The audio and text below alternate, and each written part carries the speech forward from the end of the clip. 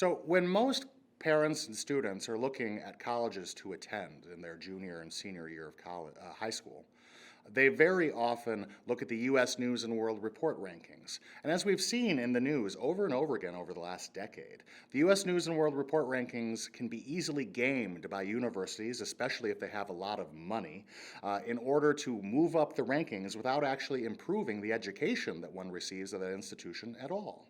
And this is why ACTA has created the What Will They Learn initiative. This grades colleges and universities according to the strengths of what they teach. We look at the core liberal arts that we believe all students should learn while they're in higher education. And we look at whether these are actually required by each institution.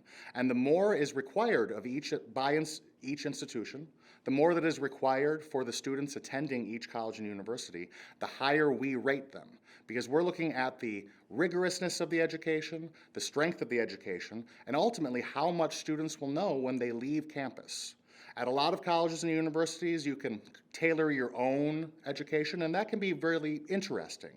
But there are certain things that all Americans need to learn.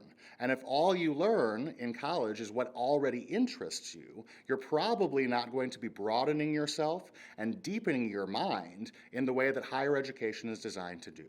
And so What Will They Learn helps parents and students to look at colleges and universities and decide how strong the core curriculum will be and therefore how much they will learn in the 4 or more years that they spend there.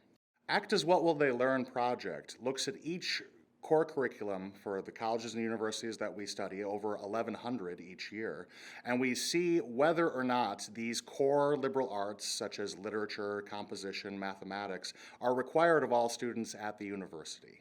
The more of these core subjects are required, the higher their grade is.